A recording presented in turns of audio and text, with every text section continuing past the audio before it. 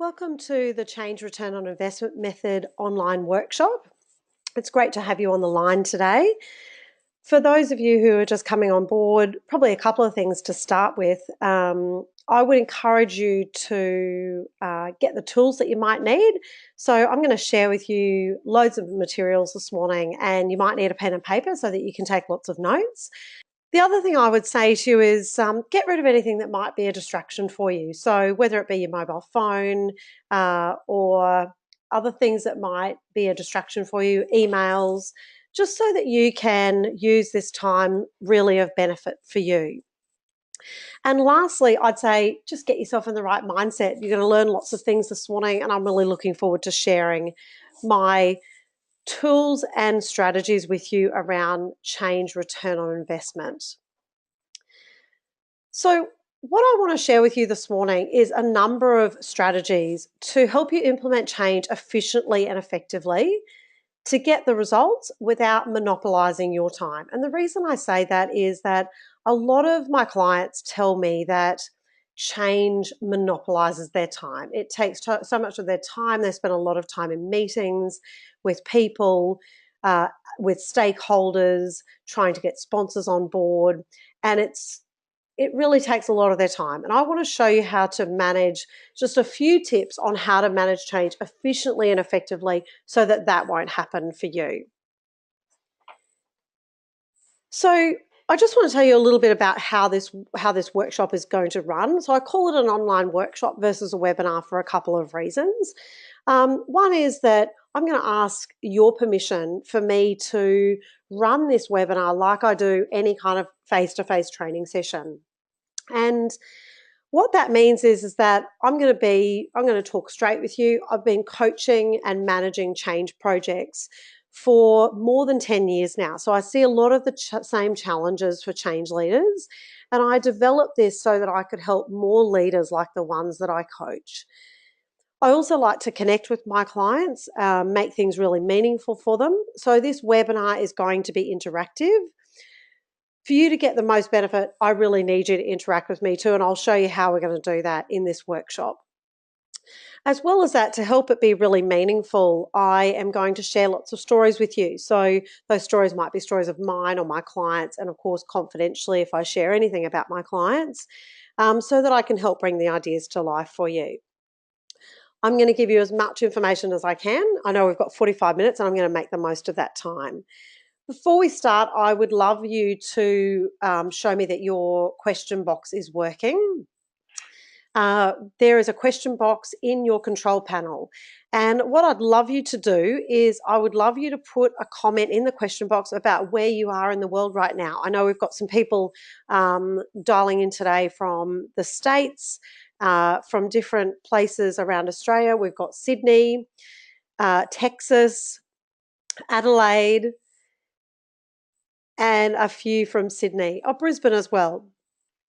Well, look, thank you for sharing that with me. What I can see now is that the question box is actually working for you. Something I would like to say about the question box is that we've got someone sitting in their lounge room. How fabulous. I'm in my office.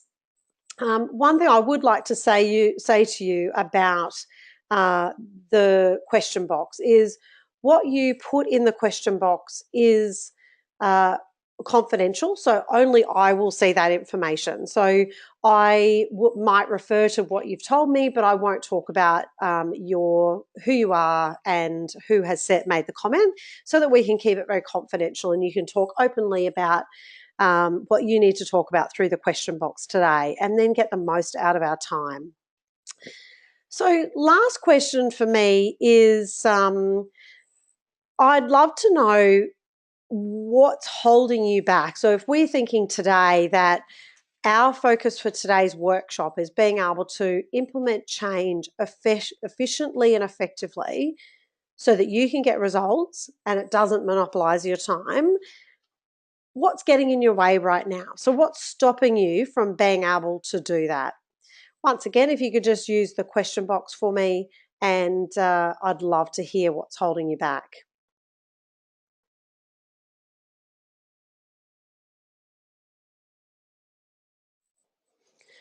Okay, so I've got one comment in here that you don't really know what to do when it comes to change. Yeah, look, I hear that a lot from my clients is that they're really great at what they do. They're technically excellent or they're functionally excellent. However, they don't necessarily know how to lead and manage change. Okay, so another thing that's holding back is time. Yeah, so look, this is something that is shared with me often by my clients is that they just don't have the time to manage change as well as the business as usual expectations. Okay, so that's interesting. The structure and the culture, everyone wants to be consulted and it's very hard to move things forward. So that's really interesting. Look, I do hear that a lot where it's an over consultation of stakeholders, we tend to tinker and perfect things versus making progress. And we're going to talk about how we move things forward more quickly from a change point of view so that you can get the return on investment. Because if change takes too long and we're constantly engaging and looking at multiple people to consult with, we're not going to progress change and we're not then going to get the return on investment. Okay, so the reason I developed this was because my clients were telling me that change took too long, that they needed to over consult with stakeholders. Um, it takes too much of their time. So, for example, they might be needing to spend lots of time with people, spending lots of time with sponsors, with stakeholders, consulting different groups that won't necessarily have the specific approval for things.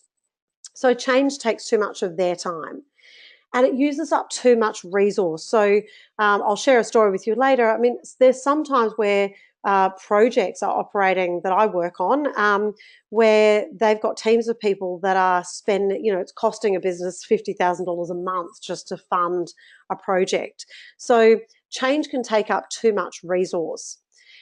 And the change is never ending and they never then get the return on investment. I mean, I was working with a client about a year ago and I helped them with some due diligence on a project and I met with the client just recently and a year later and they still haven't got this project actually off the ground.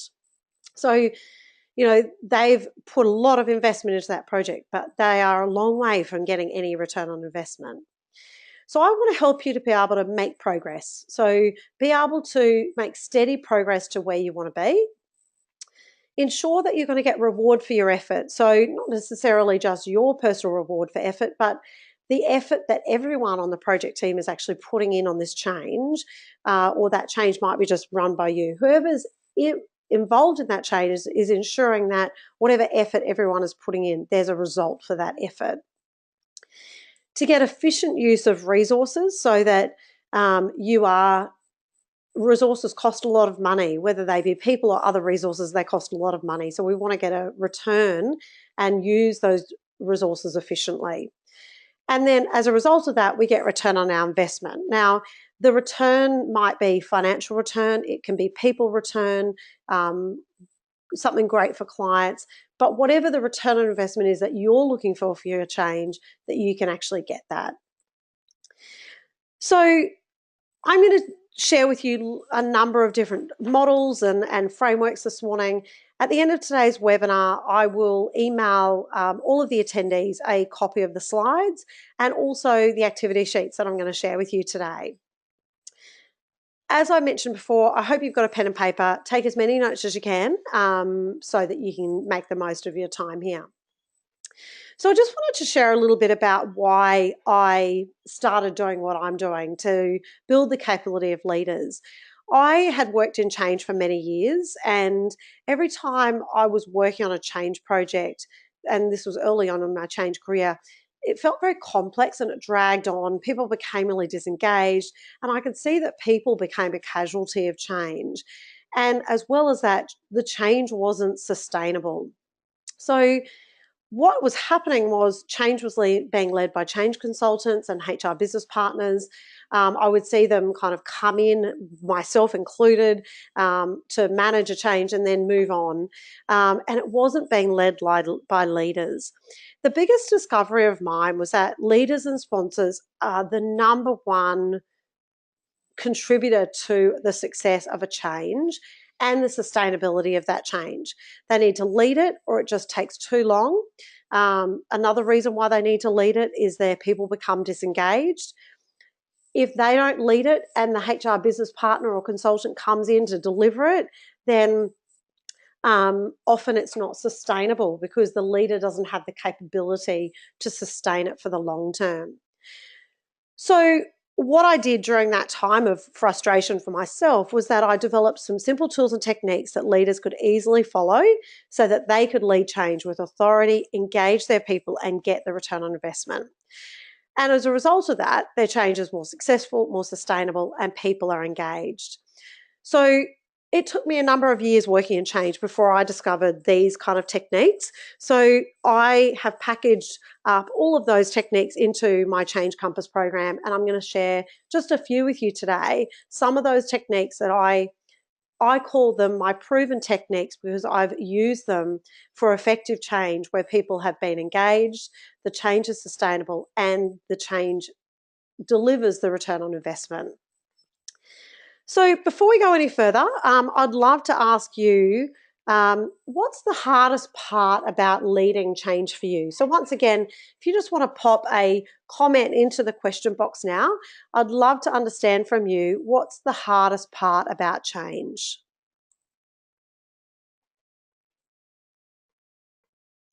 Yeah, there are so many moving pieces. Absolutely. So there are lots of things to, juggle when it comes to being a change leader. Yeah, okay. So keeping the momentum amongst your people. And so keeping change momentum can relate to the people on the project team and then the people who are not on the project team. Okay, and getting cooperation from stakeholders. Fantastic. Well, thank you for sharing some of those things with me. Let's move on to the first part of today's webinar, which is about making progress. So what I hear a lot of clients talking to me is that change is heavy, it's laborious, we focus on getting things perfect, we overconsult, and that you actually spin wheels and you go back and forward, and because you're consulting with so many people, you might make changes to it, and then you're asked to go back and make changes. So what happens is you're constantly tinkering and making changes just to get the stakeholders on board and the people on board, that as a result of that, it becomes really heavy and you don't actually make progress. So what clients told me was that change is a real time zapper. They also said that it feels very complex and it's all encompassing. So it feels like it's all consuming, it's all I do. So I want to show you some techniques around using your time effectively, how to make it simple. So change is not complex, we make change complex. And how to prioritize the important. So I just want to share a model with you to help bring this concept to life. When managing change, what I hear my clients talk to me about is that change takes a lot of effort. It takes a lot of time and it takes a lot of focus.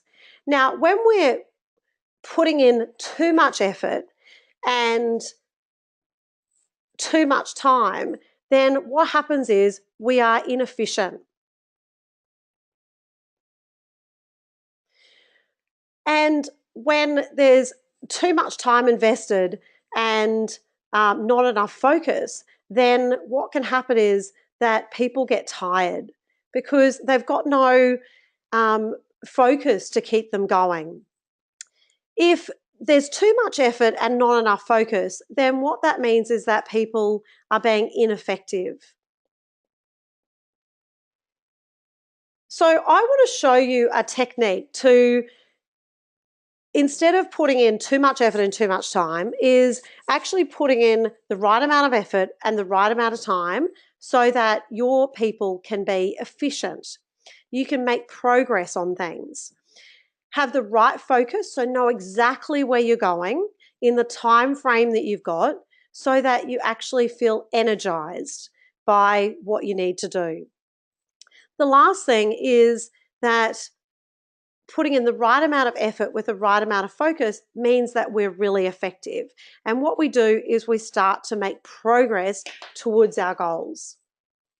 So I've got a planner that I use with my clients that I wanted to share with you, and it's called the Progress Game Plan.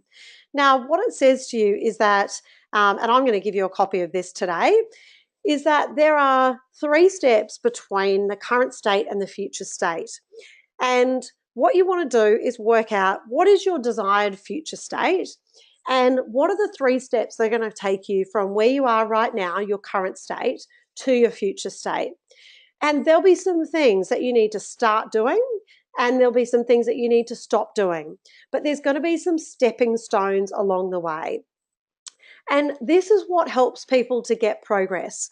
I wanted to share with you a bit of a story actually that really supports this for me. So I've used that progress game plan with a number of my clients to help them. They might have this vision in mind of what their future state looks like, but just to help them understand that there are stepping stones to get there. Interestingly, I was at a change conference not that long ago, and there was a lady there who runs a global technology company. And one of the things she said is that whenever a client of hers mentions the word transformation or a major change program, she tends to walk the other way or say to them that she's very concerned about her involvement. And the reason is that, clients might say things like, I want to turn this ship around, or I want to transform the organization.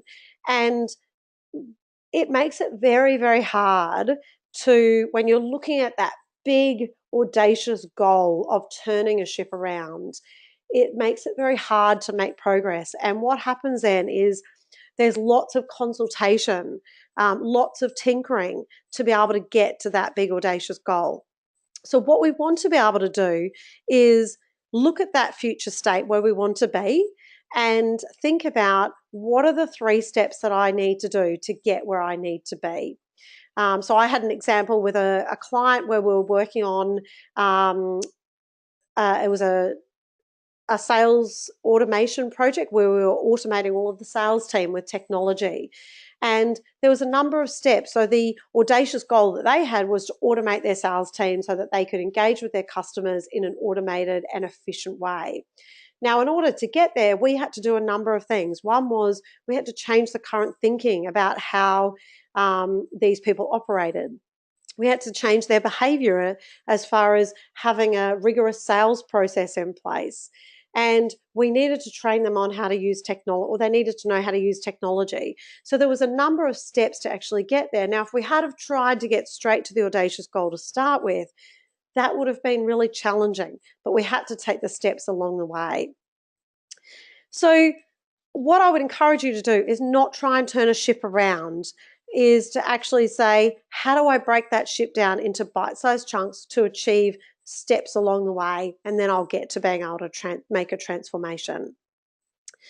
Okay, so what I'd like you to do now is, that's the first part of today's webinar, which is around making progress. And as I said, I'm going to share with you the activity sheet the progress game plan that I just shared with you. In the meantime, I'd just love to know, if you were using this approach, what would be different for you?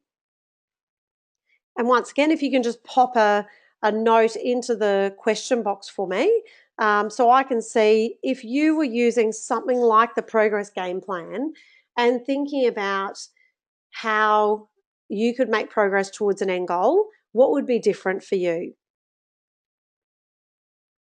Okay, so maybe a little less frustrated by the amount of time and effort put into engaging stakeholders. Okay, so you might get a bit more energized by the fact that you've got smaller goals to work towards. Yeah, absolutely, absolutely. Yeah, and may not get sidetracked. Absolutely. So when we've got a long-term vision, it's easy to get sidetracked. We need to have the steps along the way that give us our milestones that we're achieving, and that can be really engaging for people to see that there's small steps that we're achieving along the way. Okay, so my role on the webinar today is to really act as a coach, which is what I do with all of my clients, and I help you to make a decision on how you want to operate in change. So, what's the shift you want to make?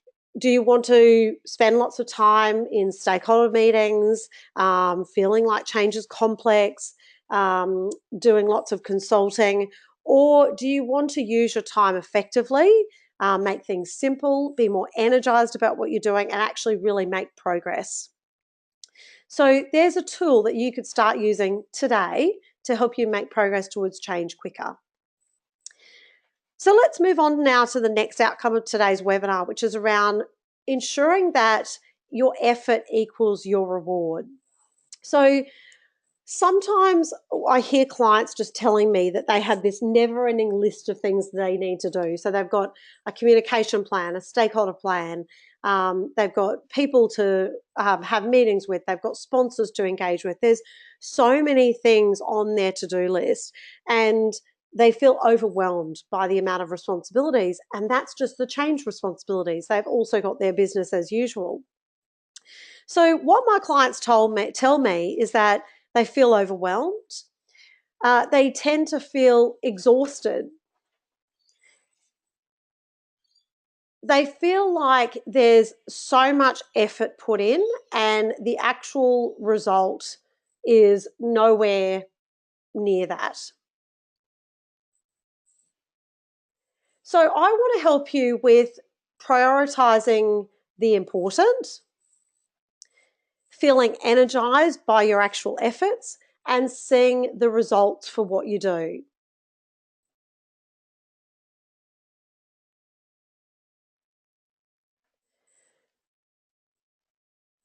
So let me just show you another model here. I just want to show you a model on how you can really ensure that the effort you put in is actually going to get you the value that you're looking for. So this model is actually on two axes, value and effort.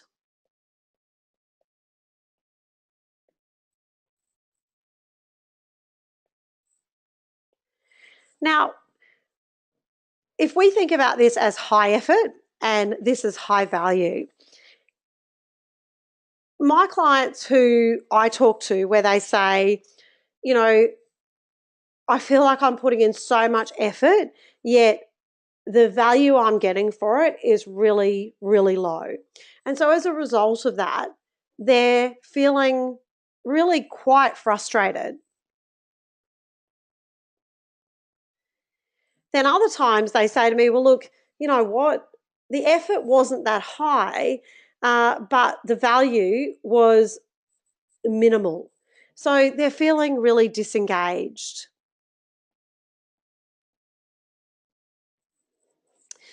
On the other hand, for example, if someone had said to me, well, look, I put in a lot of effort for this, but it actually really added a lot of value, then what they feel is that they're actually contributing.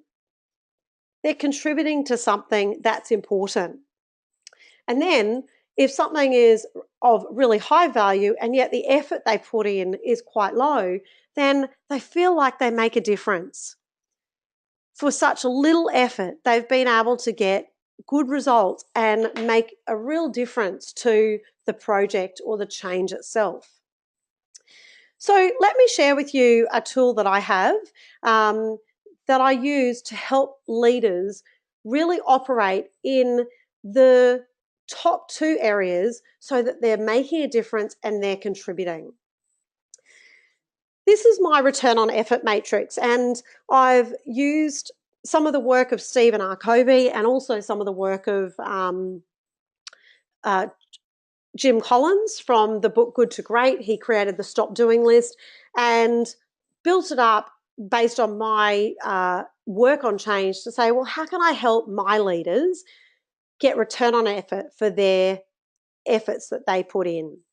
So what this says is that if something is of high effort and low value, then you should stop doing it. So add it to your stop doing list and stop doing it. If something is low effort and low value, so it might not be taking a lot of effort and you are getting a small amount of value from it, then maybe you shouldn't be doing it. Maybe it should be given to someone else who could actually they might feel really quite engaged from doing that work. And if that's the case, you should delegate it. Otherwise, you might decide it has to go over to your stop doing list. And really, if the value is low, then maybe it doesn't need to be done either. And this is really where I like leaders to be operating. So if something is of high value and it's low effort, then just do it, get it done, because this is where you feel like you're really making a difference.